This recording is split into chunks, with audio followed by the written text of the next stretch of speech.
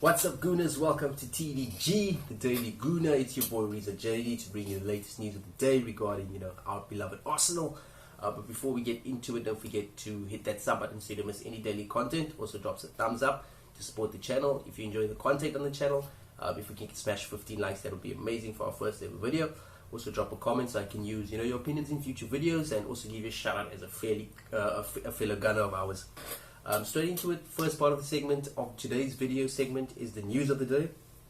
We've been scouring, hours for news for you guys to give you the content. There's not much news with the transfer window being closed and all. However, the first bit of news we do have is Eddie Nketiah scored on his debut for Leeds, which I'm quite chuffed about. Ian Wright was quite chuffed about it as well. Obviously, he likes the young lads in the team.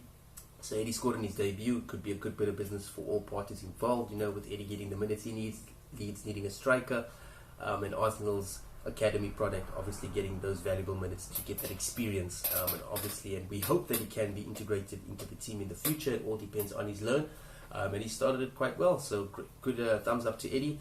We wish him luck on his endeavours for the rest of the season with Leeds. Next part is David Luiz. Still reiterates he came to Arsenal to win trophies, which I do believe is possible. In the Europa League, he's won the Europa League I think twice with Chelsea.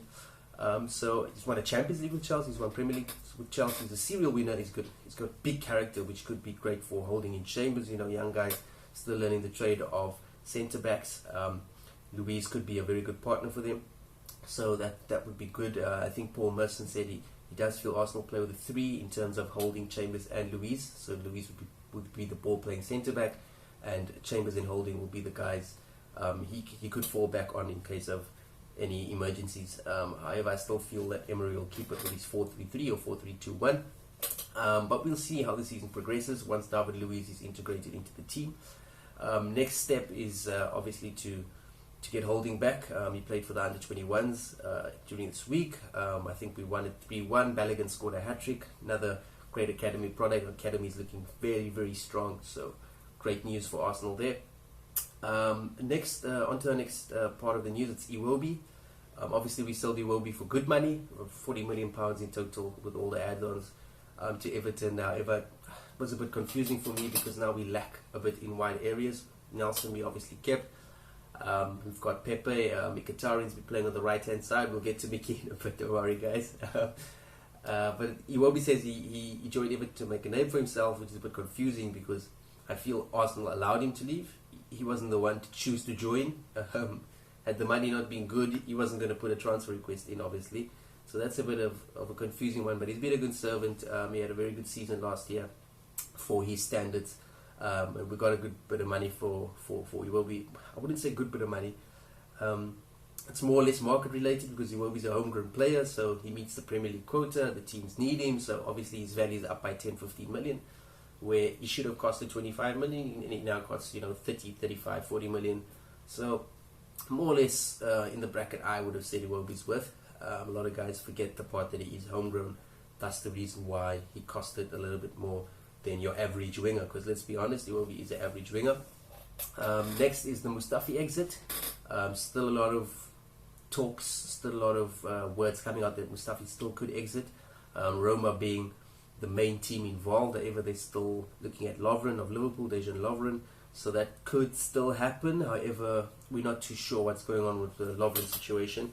So should Lovren not materialize, then obviously Roma would go for Mustafi, which would be good news for Arsenal because Mustafi's just been an absolute, I don't want to name call, but his confidence has been shot ever since he came to Arsenal. So I think it would best suit him and the club for him to part ways with us. The next outgoing is Elneny. He still could go on loan to Galatasaray. Still talks are ongoing there. Also, good little bit of deal for all parties involved. Our midfield is vastly strong at the moment. We've got a lot of names in there. Ceballos, Xhaka, Guendouzi, Torreira, just to mention a few. Willock as well. So I don't see Elneny getting any amount of game time, maybe 10-15 minutes in League Cup games or Europa League when we play Karabag. So very, very, very suitable option for Elneny to go out on loan or to leave on permanent would suit everyone. I know Emery's not too keen on Elneny as well. And then when I go over to the Newcastle game, obviously clean sheet away from home, main thing was the clean sheet and 3 points. I don't care how we played. It's just a away game. Arsenal been terrible away for the last 2 seasons. So to keep a clean sheet and get the 3 points was good. Obviously, it's against a Newcastle team that's also struggling. They've got a new manager there, Steve Bruce.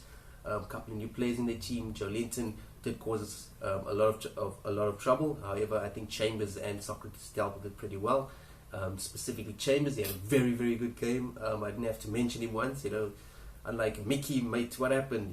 Mickey just had a terrible game, in all honesty, and I feel that it is time for Mickey to either leave, or Emery just needs to sit him down and tell him, if you're not going to be consistent on a more consistent basis, or a better basis, then Nelson's going to take your place, Willard's going to take your place, and Pepe's going to take your place. I just think Mickey's struggling. His confidence is shot. He beat like 3 or 4 players during the Newcastle game, and then he couldn't play a 10-yard pass to Aubameyang, which is crazy. And then so he beats a couple of players, and then he plays this chip ball over to Oba, when Oba volleyed that just before halftime. And then you're like, what's happening?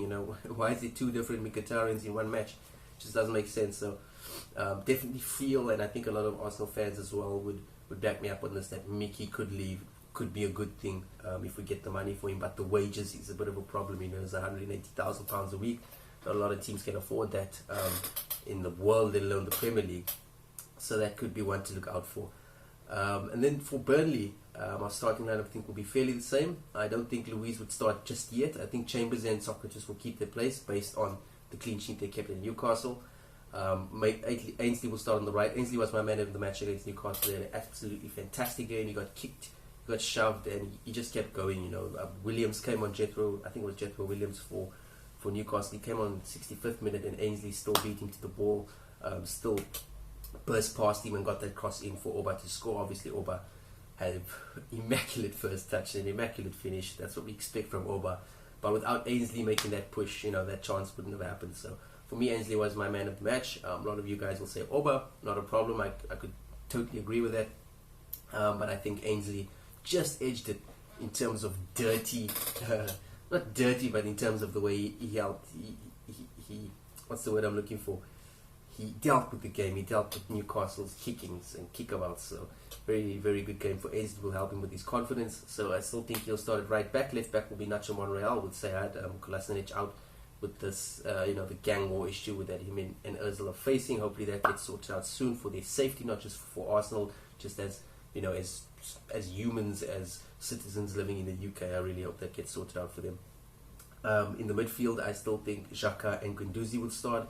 Could be a possibility Torreira comes in for Guendouzi, but I think off the basis of the Newcastle game, Guendouzi had a really good game. The distribution and just all terms of all-round energy in the midfield, he could still start there. On the right wing, I think Mickey will be dropped, and that's the only change I think will happen. Mickey will be dropped, Nelson will be brought in on the right. I still think Pepe is still being integrated into his surroundings and his teammates, so I don't think Pepe will start the Burnley match. So Nelson will be on the right.